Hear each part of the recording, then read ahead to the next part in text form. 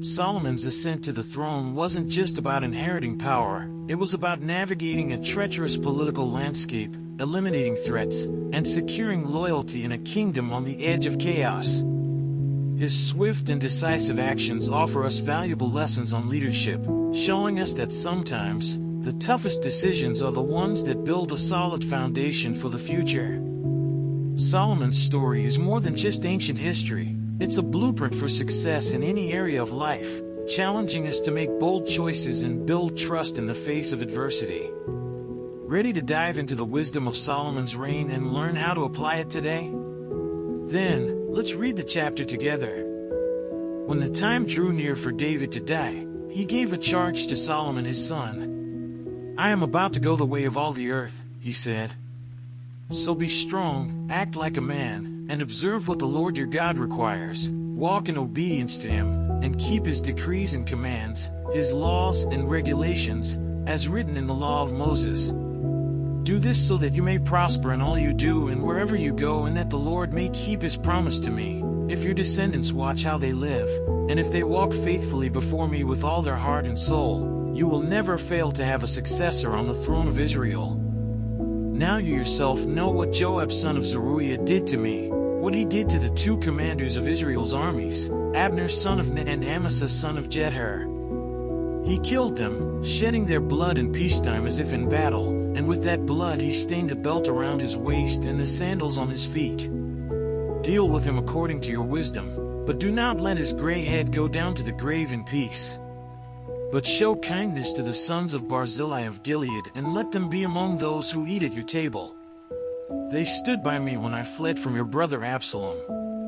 And remember, you have with you Shimei son of Gera, the Benjamite from Bahurim, who called down bitter curses on me the day I went to Mahanaim. When he came down to meet me at the Jordan, I swore to him by the Lord, I will not put you to death by the sword. But now, do not consider him innocent. You are a man of wisdom, you will know what to do to him. Bring his gray head down to the grave in blood." Then David rested with his ancestors and was buried in the city of David. He had reigned 40 years over Israel, 7 years in Hebron and 33 in Jerusalem. So Solomon sat on the throne of his father David, and his rule was firmly established. Now Adonijah, the son of Haggith, went to Bathsheba, Solomon's mother. Bathsheba asked him, "Do you come peacefully?" He answered, "Yes, peacefully." Then he added, "I have something to say to you." "You may say it," she replied.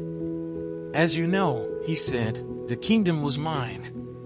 All Israel looked to me as their king. But things changed, and the kingdom has gone to my brother, for it has come to him from the Lord. Now I have one request to make of you. Do not refuse me." "You may make it," she said. So he continued, "Please ask King Solomon, he will not refuse you, to give me Abishag the Shunammite as my wife." "Very well," Bathsheba replied, "I will speak to the king for you." When Bathsheba went to King Solomon to speak to him for Adonijah, the king stood up to meet her, bowed down to her and sat down on his throne. He had a throne brought for the king's mother, and she sat down at his right hand. "I have one small request to make of you," she said. "Do not refuse me." The king replied, "Make it, my mother, I will not refuse you." So she said, "Let Abishag the Shunammite be given in marriage to your brother Adonijah." King Solomon answered his mother, "Why do you request Abishag the Shunammite for Adonijah? You might as well request the kingdom for him. After all, he is my older brother. Yes, for him and for Abiathar the priest and Joab son of Zeruiah." Then King Solomon swore by the Lord, "May God deal with me, be it ever so severely, if Adonijah does not pay with his life for this request. And now, as surely as the Lord lives, he who has established me securely on the throne of my father David and has founded a dynasty for me as he promised, Adonijah shall be put to death today." So King Solomon gave orders to Benaiah son of Jehoiada, and he struck down Adonijah and he died. To Abiathar the priest the king said, "Go back to your fields in Anathoth. You deserve to die, but I will not put you to death now, because you carried the ark of the sovereign Lord before my father David and shared all my father's hardships." So Solomon removed Abiathar from the priesthood of the Lord, fulfilling the word the Lord had spoken at Shiloh about the house of Eli. When the news reached Joab, who had conspired with Adonijah though not with Absalom, he fled to the tent of the Lord and took hold of the horns of the altar. King Solomon was told that Joab had fled to the tent of the Lord and was beside the altar. Then Solomon ordered Benaiah son of Jehoiada, "Go, strike him down." So Benaiah entered the tent of the Lord and said to Joab, "The king says, 'Come out.'" But he answered, "No, I will die here." Benaiah reported to the king, "This is how Joab answered me." Then the king commanded Benaiah, "Do as he says. Strike him down and bury him, and so clear me and my whole family of the guilt of the innocent blood that Joab shed. The Lord will repay him for the blood he shed, because without my father David knowing it he attacked 2 men and killed them with the sword. Both of them, Abner son of Ner, commander of Israel's army, and Amasa son of Jether, commander of Judah's army, were better men and more upright than he. May the guilt of their blood rest on the head of Joab and his descendants forever. But on David and his descendants, his house and his throne, may there be the Lord's peace forever." So Benaiah son of Jehoiada went up and struck down Joab and killed him, and he was buried at his home out in the country. The king put Benaiah son of Jehoiada over the army in Joab's position and replaced Abiathar with Zadok the priest. Then the king sent for Shimei and said to him, "Build yourself a house in Jerusalem and live there, but do not go anywhere else. The day you leave and cross the Kidron Valley, you can be sure you will die. Your blood will be on your own head." Shimei answered the king, "What you say is good. Your servant will do as my lord the king has said." And Shimei stayed in Jerusalem for a long time. But 3 years later, 2 of Shimei's slaves ran off to Achish son of Maacah, king of Gath, and Shimei was told, "Your slaves are in Gath." At this, he saddled his donkey and went to Achish at Gath in search of his slaves. So Shimei went away and brought the slaves back from Gath. When Solomon was told that Shimei had gone from Jerusalem to Gath and had returned, the king summoned Shimei and said to him, "Did I not make you swear by the Lord and warn you, on the day you leave to go anywhere else, you can be sure you will die? At that time you said to me, 'What you say is good. I will obey.' Why then did you not keep your oath to the Lord and obey the command I gave you?"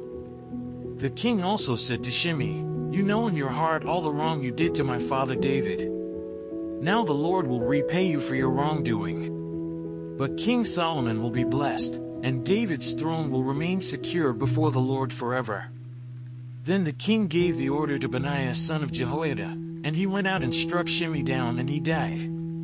The kingdom was now established in Solomon's hands. Let's say a quick prayer to thank the Lord for his mercy. God, thank you so much for the wisdom you've revealed to us today.